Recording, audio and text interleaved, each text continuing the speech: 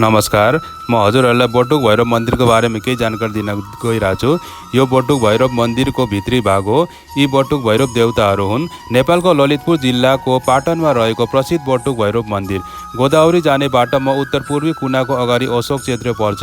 यस मन्दिरभित्र धेरै ढुङ्गाहरू छन्, जसमध्ये 3 ठुला ढुङ्गाहरू छन्। बिचको ढुङ्गा सबैभन्दा ठुला हो। भक्तहरूले भैरवको रूपमा जस्तै ढुङ्गाहरूको पूजा गर्छन्।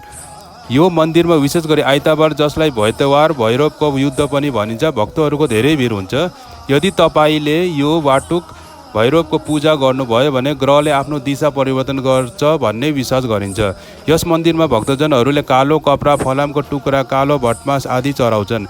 मन्दिर नजिकैको भित्तामा भैरव वस्त्रोक्त पनि पाठ गरिन्छ। भैरवले यी प्राचीन मानिसहरूमध्ये एक हुन्। धेरैजसो भक्तहरूको यी भैरवमा आस्था छ।